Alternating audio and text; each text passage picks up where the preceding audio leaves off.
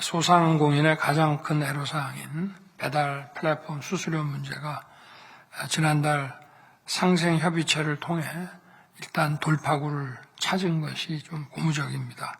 공정위를 중심으로 해서 후속 조치와 점검에 만전을 기해 주기 바랍니다.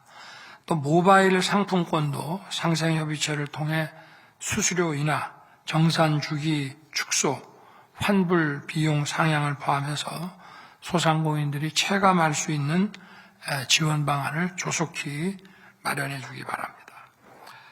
소상공인과 자영업자의 이자 부담을 덜어주기 위해 올해 2조 1천억 원을 지원해 준 은행권에 고맙게 생각합니다. 내년에도 채무 조정, 자금 지원, 폐업자 금융 부담 완화와 같은 꼭 필요한 지원을 지속하겠다는 의사를 밝혀줘서 고맙게 생각합니다. 결국 소상공인과 자영업자가 은행에서 대출을 받아서 이자를 꼬박꼬박 낸다면 은행권에서는 이렇게 고마운 고객이 없는 것입니다.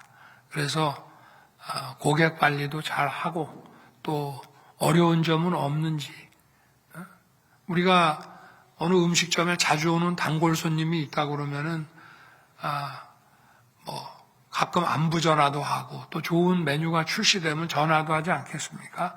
그런 것처럼 대출을 받아간, 그래서 이자를 성실하게 납부하는 고객이 좀 영업상의 어려운 점이 없는지 늘 관리하고 상담하는 이런 은행 문화가 좀 한시 앞이 정착이 돼야 된다고 생각합니다. 하여튼 은행권 자율적으로 채무조정, 자금지원과 같은 이런 상생이 확대되길 바라겠습니다. 지난 2월에 민생토론회를 할 때 청소년 위조신분증으로 피해를 본 그 소상공인에 대한 구제책이 관계부처 합동으로 신속하게 조치가 됐습니다. 아까도 매장에 그 일회용 컵을 손님이 사용하다가 이제 단속이 됐을 때 우리 가게에서는 일회용 컵은 테이크아웃하는 손님만 드린다고 했으면은 거기서 그냥 믿고 끝내야 됩니다. 그렇지 않다는 것을, 네가 규정을 위반하지 않고 손님이 위반했다는 것을 업주 보고 입증하라고 하는 공무원의 자세는 잘못된 겁니다. 본인이 그렇게 변소를 하면 그거를 뒤집을 수 있는 다른 증거를 내기 전에는 거기서 끝나야 되는 거지, 내가 아무 잘못이 없고 저 손님이 잘못했다는 것을 업주 보고 입증하라면 업주가 영업하기도 바쁜데 어떻게 그런 거를 증명을 하겠습니까? 그리고 얼마든지 일회용 컵을 매장에서 환경 문제로 쓰지 않도록 하는 것은 다른 방안으로도 얼마든지 할 수 있습니다. 그러니까 그런 단속과 또 억울한 사례가 발생되는 것은 영업하는 소상공인들의 사기를 죽이는 거기 때문에 앞으로 그런 것은 하지 않기 바랍니다. 그리고 오늘 논의된 이제 소상공인 생업피해 4종, 아까 노쇼를 비롯한 또 악플이라든지 이런 4종에 대해서도 관계 부처들이 확실하게 공동 대응을 좀 해주기 바랍니다. 이번 민생 토론회가 다시 한번 소상공인과 자영업자의 사기를 증진하는 데 도움이 됐으면 합니다. 생업에 지친 소상공인들을 두 번 울리고 또 힘 빠지게 만드는 이런 피해 사례들을 지속적으로 관계기관이 발굴해서 선제적으로 좀 풀어주기 바라겠습니다. 그리고 그 지역 상권 기획과 그 개발에 대해서는 공무원보다 민간 주도로 하는 것이 중요하고, 정부에서는 민간 주도로 이런 걸 할 수 있도록 뒤에서 뒷받침해 주는 게 필요합니다.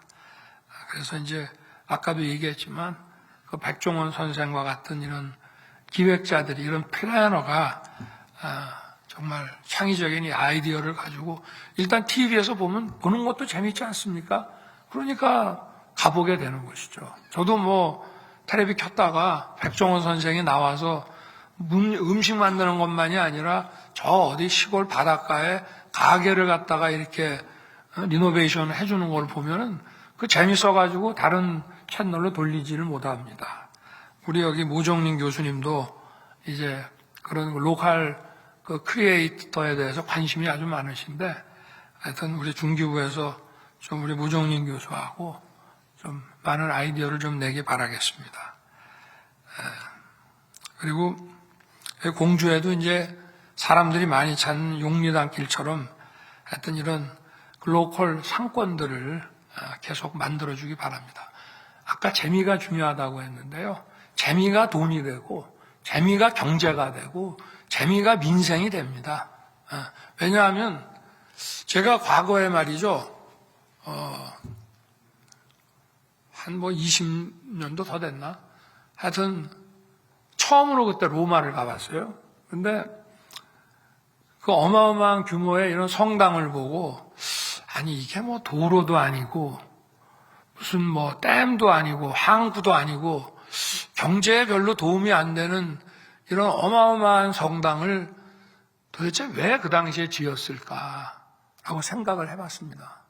그러니까 그 당시에는 이제 그 카톨릭 그 국가 시절 아니겠습니까? 그러니까 결국은 사람을 모이게 만드는 거라는 생각을 했습니다. 아, 사람이 모이면 여기서 경제가 나오고 민생이 나오는구나. 그래서 그 로마의 그 대규모 이런 성당이 단순히 하나님만 모시는 것이 아니라 이거 자체가 그 나라, 그 도시에 결국 경제를 일으키는 거라는 생각을 했습니다. 지금은 이제 또 많은 이제 세상이 또 바뀌고 했습니다만 지금은 재미있는 것이 있는 곳에 사람이 모이게 되고 거기서 민생과 경제가 나오는 것입니다. 그리고 우리가 지금 소상공인 자영업자의 이런 금융 지원이라든가 상권 개발 지원이라든가 또는 억울한 일을 당하지 않도록 해드리는 이런 지원 매우 중요합니다. 그러나 현대 자본주의 시장경제 사회라고 하는 것은 대량 생산, 대량 소비의 사회입니다. 제일 중요한 게 소비입니다. 소비가 안 되면 기업이 투자할 수 있습니까? 해외 수요가 발생하면 기업들이 수출하려고 투자를 하죠. 근데 국내 내수에서도 기업의 투자, 일자리 창출, 또 생산이 많아야 소득도 올라가고 또 투자가 많아지고 생산이 많아져야 일자리가 많이 생기는데 이것을 근본적으로 좌우하는 것은 소비입니다.